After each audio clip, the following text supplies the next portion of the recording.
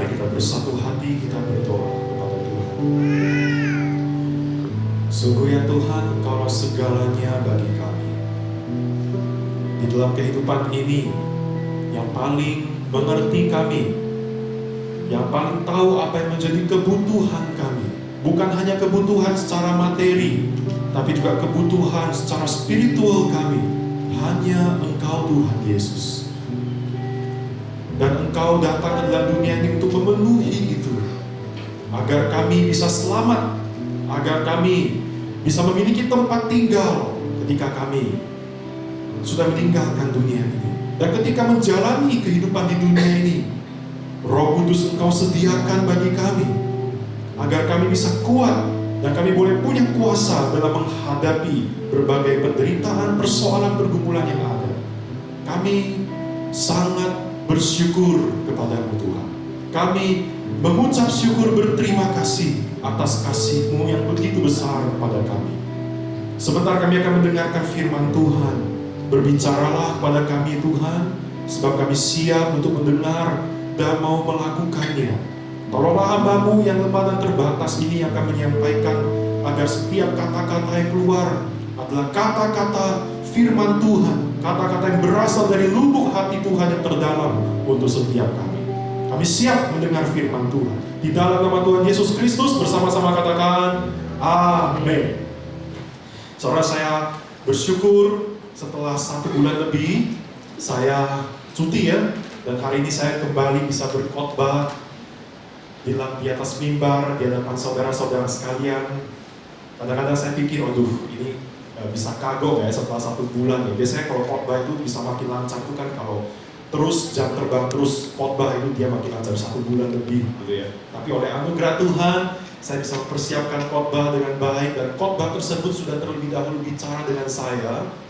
Saya waktu mempersiapkan ini, saya sungguh diberkati oleh khotbah yang saya sudah kerjakan ini. Firman Tuhan yang saya gali, firman Tuhan yang saya sudah lihat terlebih dahulu, yang sudah saya teliti terlebih dahulu. Dan karena saya sudah diberkati, saudara, saya mau menyampaikan itu kepada saudara-saudara, supaya saudara-saudara juga boleh diberkati oleh firman Tuhan. Siapa yang siap diberkati oleh firman Tuhan, boleh coba lambaikan tangannya. Amin. Saya rindu setiap kita setelah pulang dari tempat ini, kita boleh diberkati oleh kebenaran firman Tuhan. Saudara-saudara, salah satu calon gubernur saudara pada saat itu di Lampung ya, itu pada tahun 2019 ada salah satu calon gubernur saudara ketika kampanye ya, dia mengucap ada 4 janji yang disampaikan kepada calon gubernur pada saat itu saudara. Salah satu janji yang disampaikan di tahun 2019 itu adalah ini saudara, percepatan perbaikan infrastruktur jalan dan pemeliharaannya. Jadi salah satu janjinya adalah percepatan saudara, gitu ya, perbaikan infrastruktur jalan dan pemeliharaannya. Itu tahun 2019. Terpilih ternyata saudara, terpilih menjadi gubernur. Dan setelah terpilih jadi gubernur ini tahun 2023, ternyata jalan-jalan yang besar itu, jalan-jalan provinsi itu masih banyak yang rusak begitu ya saudara ya. Seperti kita bisa lihat, sampai harus diviralkan terlebih dahulu, sampai mobil RI1, mobilnya presiden harus lewat di situ dulu, baru itu kemudian dikerjakan dengan besar-besaran. Dan itu pun memakai dana dari pusat saudara. Saudara, kita lihat saudara bahwa banyak orang yang kemudian kecewa ya. Kecewa. Ini janji yang tidak tercapai, janji yang tidak bisa dipenuhi dengan baik. Harus ada diviralkan dulu, harus sampai presiden turun dulu, baru dikerjakan. Saudara, kita tidak heran kalau orang-orang pada zaman sekarang ini kemudian mereka itu skeptis terhadap janji para pemimpin. Saudara, ini bukan cuma di Indonesia, ini seluruh dunia saudara. Banyak orang jadi skeptis. Allah ini cuma janji aja, promises. Janji hanya janji, nggak pernah dipenuhi saudara. Saudara, kita tuh seperti sudah terbiasa saudara dengan penantian yang lama. Kita sudah terbiasa dengan penantian yang gak akan tercapai. Katanya akan cepat-cepat diperbaiki, katanya akan cepat-cepat dilakukan ini, dilakukan itu, tapi tidak pernah terlaksana. Saudara, kita hidup di dunia seperti ini, gitu ya. Nah, saudara, hal ini ternyata sedikit banyak, saudara, itu mempengaruhi juga relasi kita sama Tuhan. Oke? Saudara perhatikan, gara-gara kita melihat fenomena di dunia ini, di mana banyak para pemimpin yang tidak bisa menepati janjinya, yang ingkar janji, akhirnya itu pun ternyata, saudara, sedikit banyak mempengaruhi juga cara pandang kita kepada Tuhan. Saudara, gak sedikit orang Kristen yang menganggap Tuhan itu sama saja dengan para pemimpin negeri ini, yang hanya mengujar-ujar janji di dalam firman Tuhan, tapi gak pernah melaksanakannya. Hanya karena apa? Hanya karena sekarang ini kita belum pulih dari pergumulan. Hanya karena sekarang ini kita belum pulih dari penderitaan yang masalah yang sedang kita hadapi. Lalu kita langsung menyimpulkan Tuhan ingkar janji. Saudara. Nah, saudaraku, kita perlu catat nih, saya disclaimer di awal, saudara. Tuhan itu bukan manusia. Amin. Amin, saudara. Tuhan bukan manusia. Dia adalah Allah yang kalau dia berikan janji di dalam Alkitab, dia pasti akan memenuhinya. Gak pernah ada satupun janji yang Tuhan sudah berikan gak ditepati oleh dia. Tidak pernah. Di dalam sejarah Alkitab kita lihat, misalnya nih, saudara, Tuhan berjanji pada orang Israel akan bebas dari perbudakan Mesir, ya, saudara, dan akan mendapatkan satu tanah baru, tanah Kanaan. Meski memang ada penantian yang cukup lama dari orang-orang Israel pada saat itu, tetapi pada akhirnya mereka dapatkan juga tanah itu, kan? Saudara lihat, setelah orang-orang Israel itu dibuang ke Babel, negara Babel, sekarang itu negara Iran, saudara. Karena kesalahan orang Israel sendiri juga. Tapi kemudian Tuhan berjanji kepada orang Israel, aku akan kembalikan kamu ke tanah kalian 70 tahun kemudian. Saudara, setelah genap 70 tahun, benar-benar kembali, saudara. Benar-benar kembali orang-orang Israel itu ke tanah mereka. Saudara lihat, Tuhan berjanji akan memberikan juru selamat di sepanjang perjanjian lama. Aku akan berikan kalian juru selamat Mesias. Dan itu tergenapi, Tuhan Yesus Kristus datang. Tuhan Yesus akan naik ke surga, dia berjanji akan berikan Roh Kudus. Dan itu juga tergenapi, saudara. Saudara, ini adalah beberapa contoh janji-janji yang besar Tuhan terhadap manusia yang sudah tergenapi. Jadi, saudara, ketika Tuhan berjanji dalam Alkitab, dia firman, aku tidak akan memberikan ular kepada anak-anakku yang minta roti. Surat itu akan tergenapi juga. Ketika Tuhan berjanji bahwa aku turut bekerja dalam segala sesuatu untuk mendatangkan kebaikan bagi kalian, itu juga akan tergenapi. Amin, saudara. Ketika Tuhan berfirman bahwa aku punya rancangan-rancangan damai sejahtera dalam kehidupan kalian, rancangan masa depan kalian adalah rancangan yang baik, bukan rancangan kecelakaan, itu juga pasti akan tergenapi, saudara. Nah, hanya Tuhan ingin kita apa? Menantikannya dan percaya kepadanya. Saudaraku, Tuhan itu berbeda sama manusia. Apalagi para pemimpin-pemimpin itu, saudara. Kalau para pemimpin itu mereka mengulur-ulur waktu, ya, dan akhirnya mereka tidak tepati janji, saudara, itu karena untuk kepentingan pribadi. Mereka mengulur-ulur waktu, misalnya contoh ada janji yang mau ini mereka ngulur waktu, padahal mereka ada dananya tuh, tapi dananya untuk kantong pribadi, saudara. Ada kepentingan pribadi di sana. Tetapi Tuhan tidak demikian. Ketika Tuhan meminta kita tunggu, ketika Tuhan meminta kita menantikan Dia, Tuhan bukan sedang mengulur-ulur waktu kayak para pemimpin tersebut, tetapi Tuhan ingin memproses kita melalui masa penantian ini. Dan itu ujung-ujungnya adalah untuk kebaikan siapa? Untuk kebaikan kita. So, saudara, Tuhan itu beda sama manusia. Jangan kita punya mindset berpikir, Tuhan kok ulur-ulur waktu sih? Kok gak sekarang sih, begitu ya, saudara?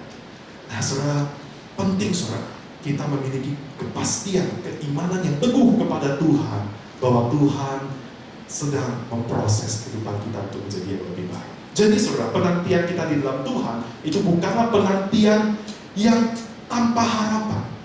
Penantian yang rasanya gak ada jaminan, no. Tapi penantian kita adalah penantian yang penuh dengan kepastian.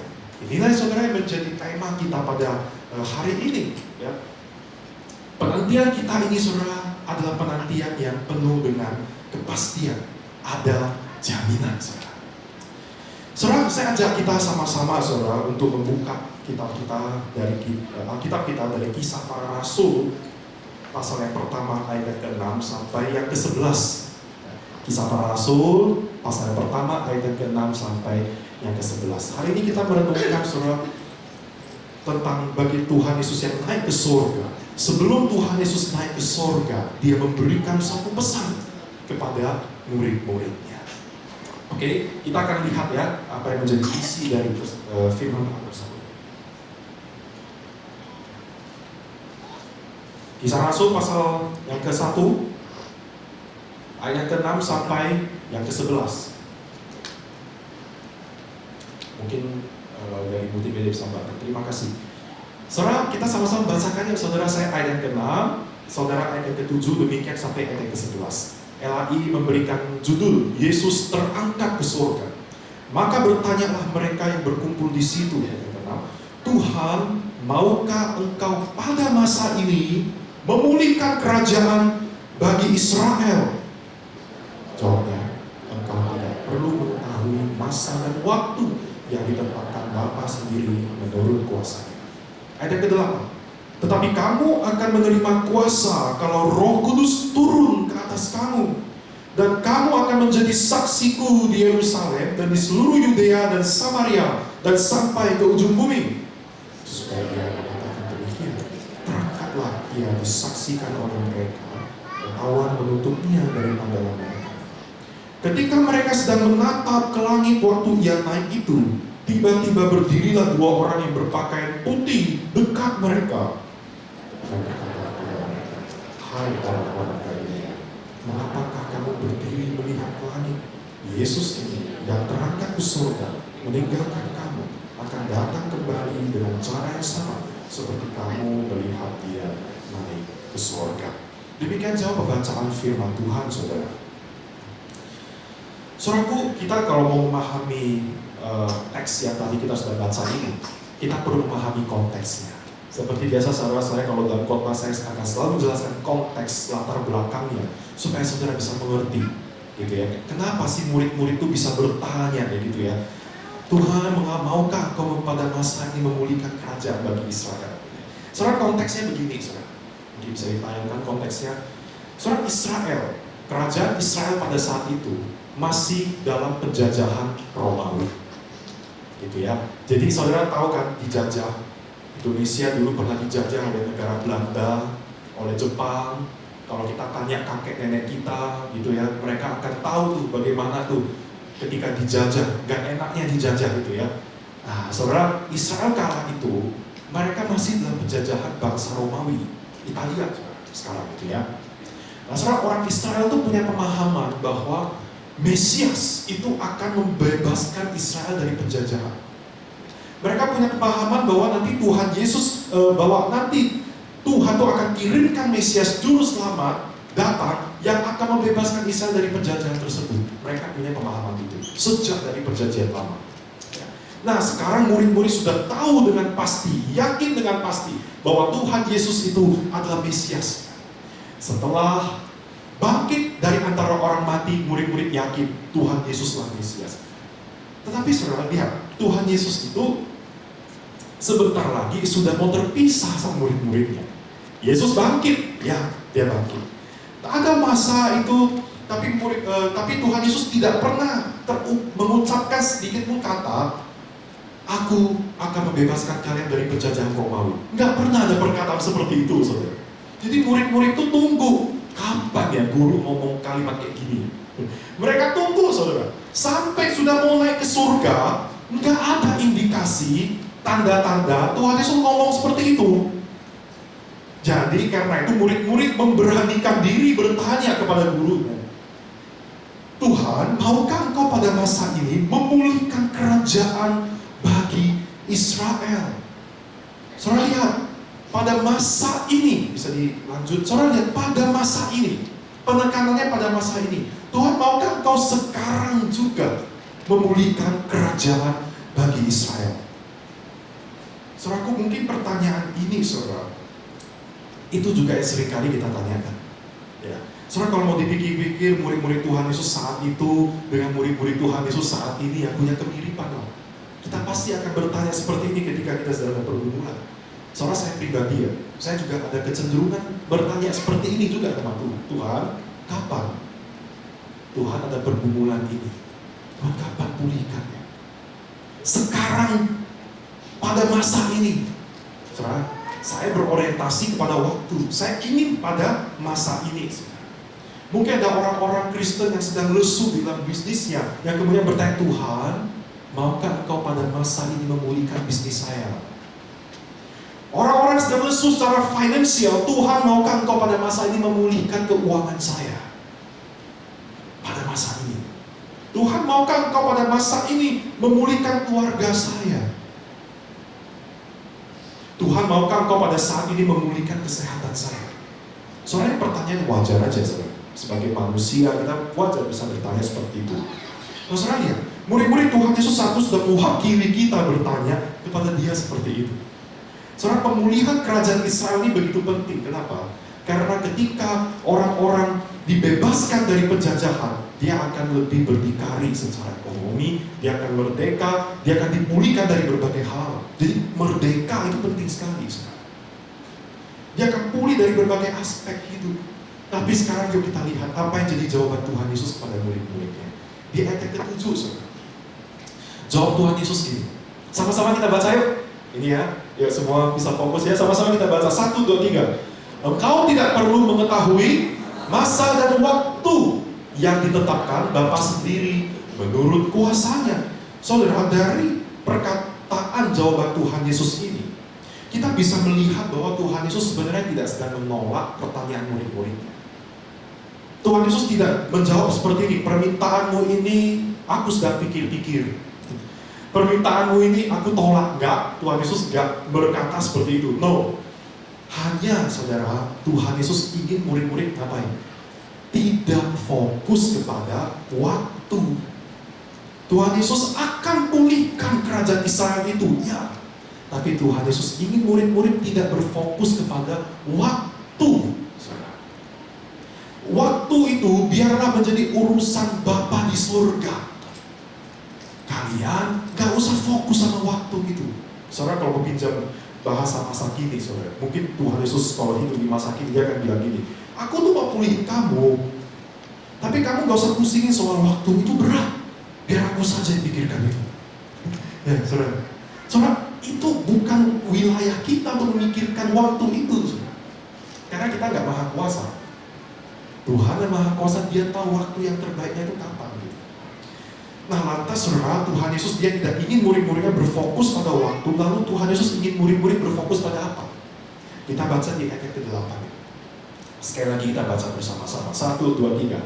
Tetapi kamu akan menerima kuasa kalau Roh Kudus turun ke atas kamu, dan kamu akan menjadi saksiku di Yerusalem dan di seluruh Yudea dan Samaria sampai ke ujung bumi. Langsung next. Saudara, di dalam masa penantian ini, saudara, Tuhan Yesus ingin kita punya fokus yang baru. Yang pertama adalah fokus kepada Roh Kudus yang berikan kuasa kepada kita. Saudara, dalam masa penantian ini, saudara, penantian jawaban Tuhan. Kalau kita cuma mikirin kapan ya Tuhan pulihkannya, saudara, itu terasa begitu lama. Daripada kita terus berfokus kapan Tuhan pulihkan, fokuslah kepada Roh Kudus yang memberikan kuasa kepada kita. Saudaraku, Tuhan Yesus ketika mengatakan aku curahkan Roh Kudus, itu benar-benar dicurahkan, saudara. Di pasal yang kedua tuh Roh Kudus dicurahkan. Sepanjang Kisah Para Rasul, murid-murid bisa begitu hebat beritakan Injil, pelayanan. Kenapa? Karena Roh Kudus. Karena Roh Kudus yang menguatkan mereka. Pertanyaannya tapi, apakah hidup murid-murid lancar sepanjang hidup di Kisah Para Rasul? Halo, coba yang mengatakan hidup murid-murid lancar di sepanjang Kisah Para Rasul angkat tangan. Tidak, tapi yang murid-murid hidupnya tidak lancar gitu ya, ada banyak tantangan di dalam Kisah Para Rasul, coba angkat tangan. Ya, saudaraku, murid-murid itu mengalami banyak sekali pergumulan, tantangan, bahkan ancaman nyawa di sepanjang Kisah Para Rasul. Saudara, meskipun Roh Kudus ada bersama-sama mereka, tetapi mereka bisa tetap kuat. Mereka ada kuasa untuk menghadapi itu. Mereka tidak kemudian menjadi lembek, mereka tidak kemudian menjadi mundur. Mereka tetap teguh. Kenapa, saudara? Karena mereka tuh berfokus pada Roh Kudus. Mereka sadar akan kehadiran Roh Kudus Tuhan bersama-sama mereka. Itu sudah cukup, saudara. Itu sudah cukup. Dan mereka mempunyai relasi yang begitu dekat dengan Roh Kudus. Saudaraku, alhasil saudara, murid-murid itu mereka bisa bangkit lagi. Mereka bisa bangkit lagi. Saudaraku, saya pribadi, saudara, juga sedang mengalami pergumulan hari-hari ini.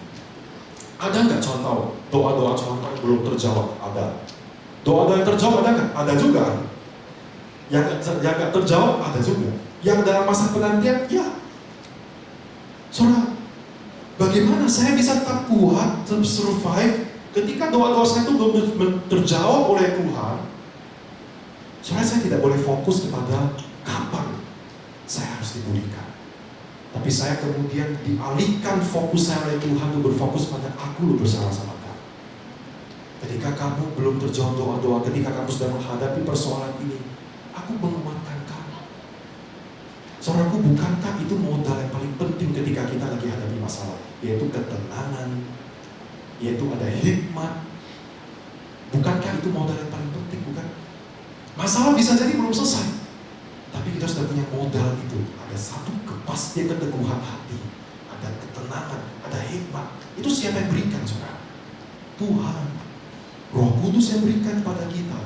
Masalahnya, saudara, kalau kita itu tidak dekat dengan Roh Kudus, kalau kita tidak bergaul erat dengannya, maka kita tidak mempunyai ketenangan itu secara pasti. Kalau kita hanya fokus pada kapan Tuhan pulihkan, kok lama sekali ini rasanya, ya susah, saudara. Kita terus hidup dalam kecemasan demi kecemasan. Saudara, saya hari-hari juga mengalami, waktu itu cuti, saudara, saya juga mengalami anxiety disorder. Ada kecemasan yang berlebihan, ada kekhawatiran yang berlebihan, yang kemudian menyebabkan saya menjadi insomnia. Mungkin banyak di antara saudara juga sudah tahu mengenai hal ini. Saudara, semakin saya itu berpikir untuk bagaimana supaya saya pulih, makin tidak pulih. Saudara. Tapi ketika saya mengizinkan diri saya melepaskan kontrol itu, kemudian saya mengizinkan Tuhan boleh menguasai saya. Ketika saya menikmati kehadiran Tuhan, di situ saya pulih, saudara. Di situ saya dipulihkan oleh Tuhan. Saudara, apa yang menjadi pergumulan saudara pada hari-hari ini? Saudara mungkin sedang dalam masa penantian. Saya lihat wajah-wajah saudara kayak dari wajah-wajah penantian. Penantian terhadap jawaban-jawaban Tuhan yang mungkin belum terjawab ya. Tapi saudara, saya mau ajak setiap kita, sadarilah kehadiran Roh Kudus itu. Sadarilah Dia itu selalu bersama-sama dengan kita. Nikmati kehadirannya. Saudara akan mendapatkan damai sejahtera. Saudara akan dapatkan ketenangan.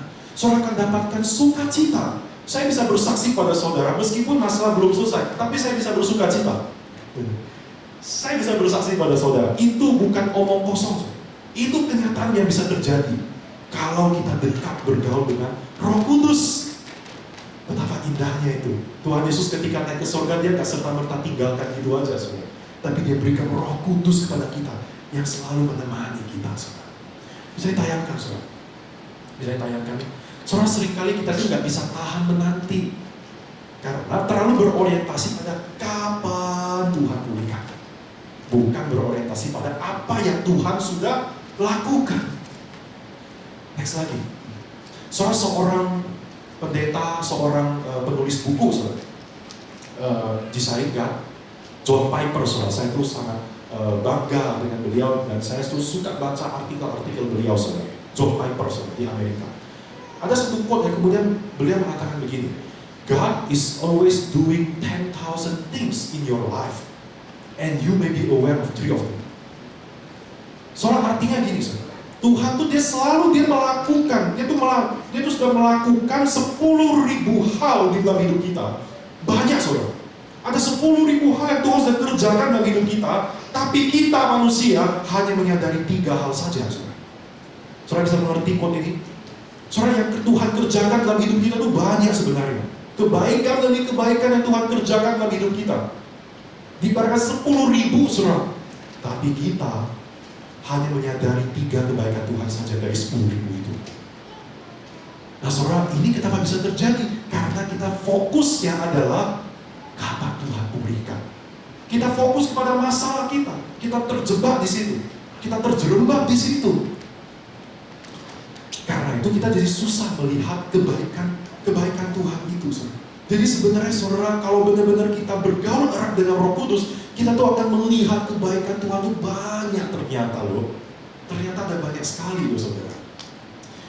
Itu sebabnya saudara, mari saudara, saya mau ajak kita untuk dalam setiap saat, marilah kita mempunyai kesadaran Roh Kudus bersama-sama dengan kita.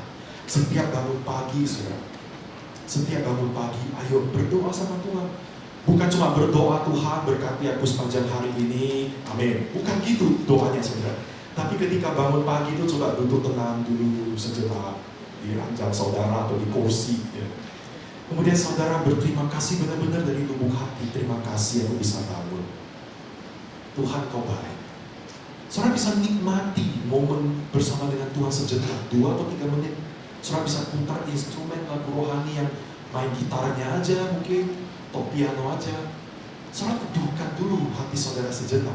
Jangan begitu bangun langsung, waduh ini hari ini, aduh ada yang kejar utang lah, waduh ini, ada ini, waduh.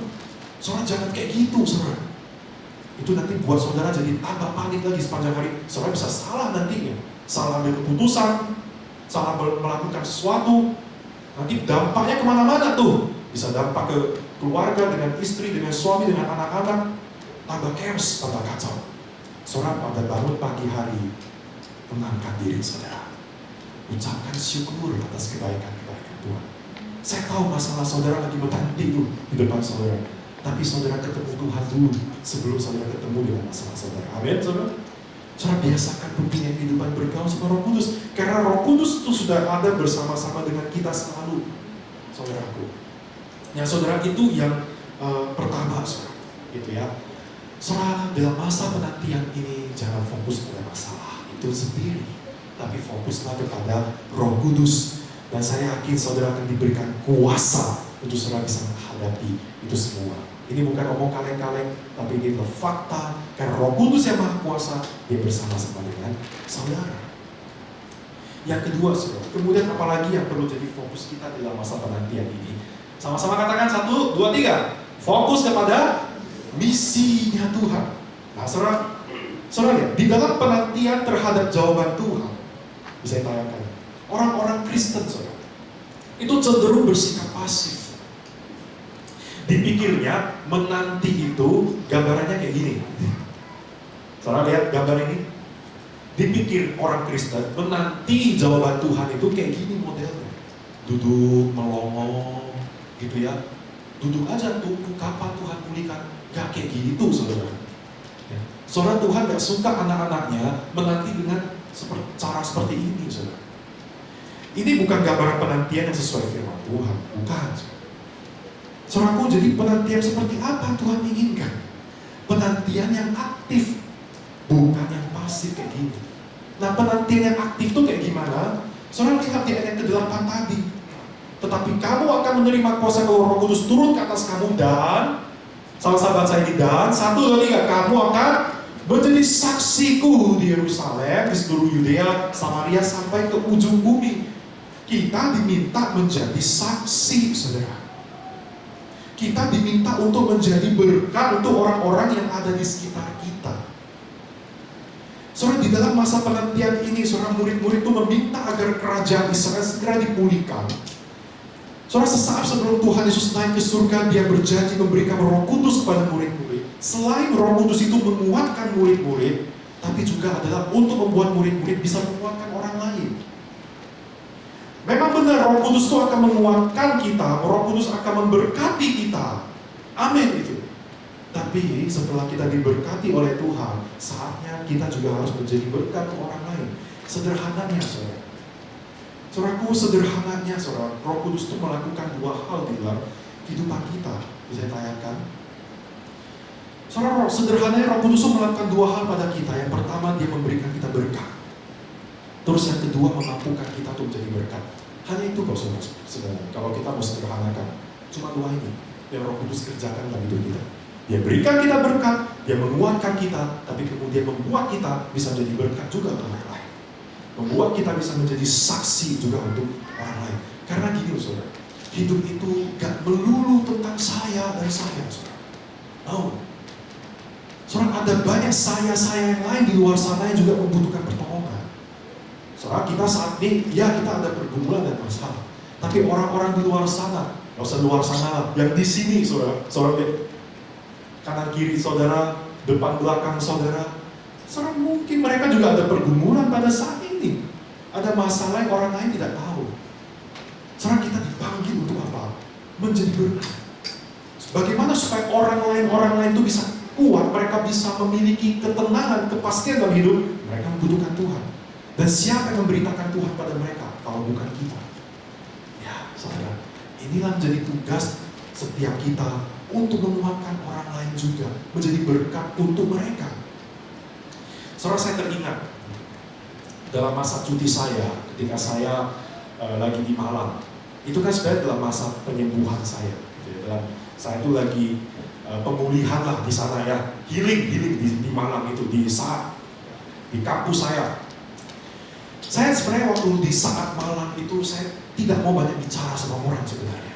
Gitu ya. Selain kepada konselor saya, ya paling beberapa orang sajalah yang saya kenal sebelumnya. Selain itu saya sebenarnya males untuk bicara banyak orang karena saya dalam masa pemulihan. Saya tuh lebih pilih duduk di taman, kemudian di perpustakaan, baca-baca buku yang kembali menyegarkan diri saya. Tapi faktanya tidak demikian. Banyak orang yang akhirnya bicara sama saya juga begitu ya. Salah satu momen yang paling saya ingat adalah ini, saudara. Di perpustakaan waktu malam hari, itu saya dalam keadaan yang benar-benar lagi butuh waktu sendiri tuh, gitu ya. Ingin benar-benar saat teduh pribadi sama Tuhan, gitu ya. Saudara, di dalam perpustakaan itu, saudara, tiba-tiba saja ada orang yang saya nggak kenal sebelumnya, tiba-tiba samperin saya. Halo, Ko Robin ya? Oh iya. Dia langsung kenalin namanya dan sangat cepat sekali beliau itu sudah langsung ceritakan apa yang jadi backgroundnya dia, bagaimana dia bisa masuk saat mahasiswa saudara. Dia ceritakan pengalaman-pengalamannya, dan itu pengalaman yang sangat tidak enak, pengalaman pahit itu. Wow, saya ketika mendengar itu, saya langsung ajak dia, ayo kita duduk yuk. Sore sebelumnya saya lagi cari buku, gitu ya. Jadi berdiri ngobrolnya. Ketika saya mendengar apa yang menjadi background, apa yang menjadi pergumulan dia, saya ajak dia, ayo duduk, ngobrol. Dalam obrolan itu saudara, tanpa terasa itu lebih kurang mau 1 jam saudara. Saudara, saya kemudian menguatkan orang tersebut, saya menguatkan dia, saya menyemangati dia, saya mendoakan dia. Sampai pada saat itu saya juga lagi dalam keadaan kurang oke itu sebenarnya itu. Tapi saya bisa kemudian menjadi berkat untuk dia, dan itu ternyata satu penghiburan buat saya. Saudara pernah nggak mengalami demikian? Ketika saudara bisa menguatkan orang lain itu kemudian bisa tersenyum, orang lain tersebut bisa dikuatkan, itu menjadi sukacita tersendiri bagi setiap kita. Pernah nggak saudara mengalami seperti itu? Saudara, saya beberapa kali mengalami seperti itu. Saudara, bukan berarti saudara kita harus dalam keadaan yang oke dulu, baru kita bisa memberkati orang lain. No, nggak seperti itu saudara. Dalam keadaan yang kurang oke pun kita bisa menolong orang lain. Dalam keadaan yang kurang oke pun kita bisa berbagi pada orang lain. Dalam keadaan yang lagi kurang oke pun kita bisa menguatkan dia. Saudara, ini yang harusnya menjadi satu habit kita saudara, sebagai anak-anak Tuhan orang Kristen.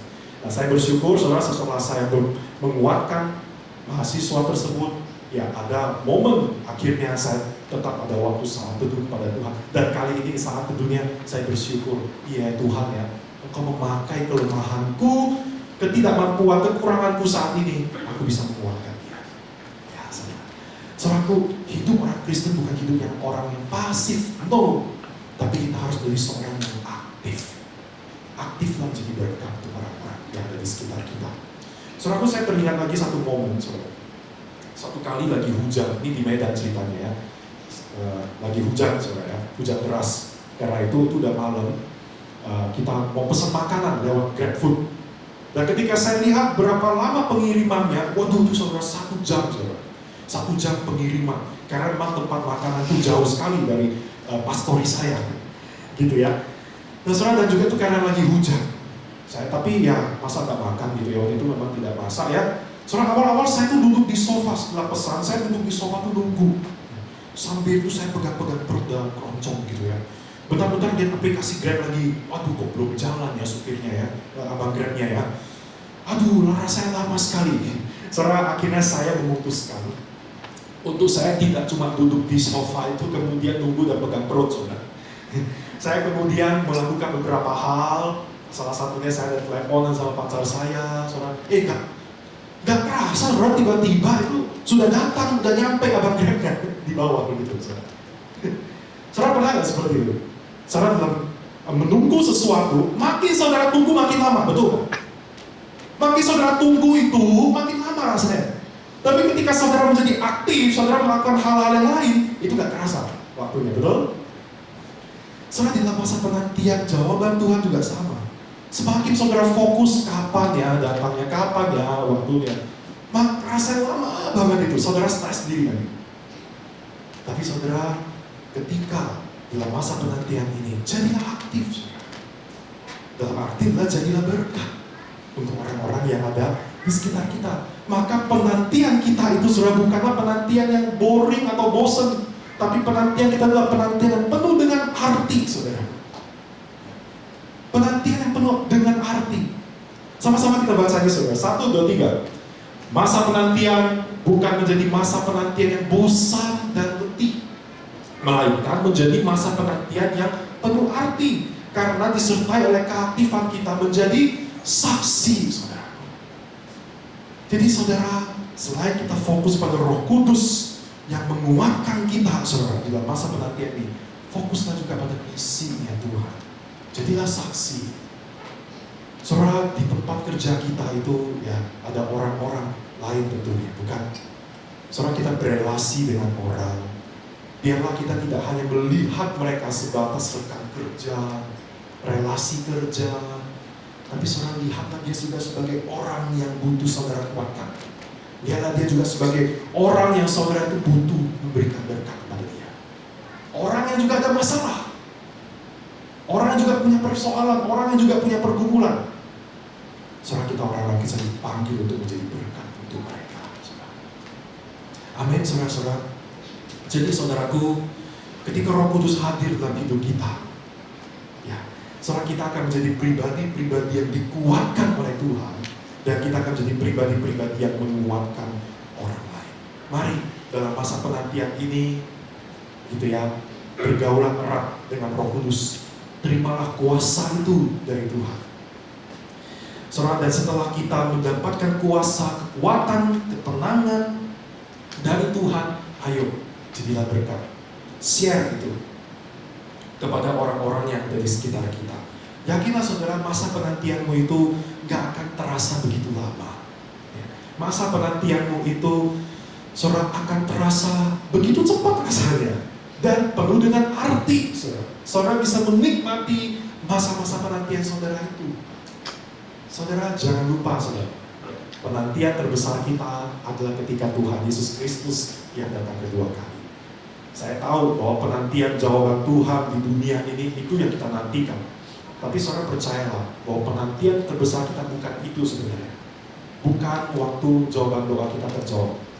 Bukan itu penantian terbesar kita sebenarnya. Orang-orang Kristen, penantian terbesarnya adalah Tuhan Yesus Kristus yang datang kedua kali, saudara. Ketika Tuhan Yesus datang kedua kali, Dia akan menghapus semua air mata dari mata kita. Tidak ada lagi tangisan, tidak ada lagi ratapan, tidak ada lagi sakit, tidak ada lagi penyakit, tidak ada lagi kesusahan. Yang ada adalah tawa dan sukacita. Itu sebabnya saudara, di ayat yang ke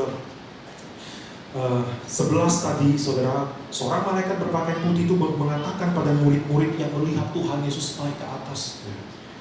Dikatakan bahwa, hai orang-orang Galilea, mengapa kau berdiri melihat ke langit?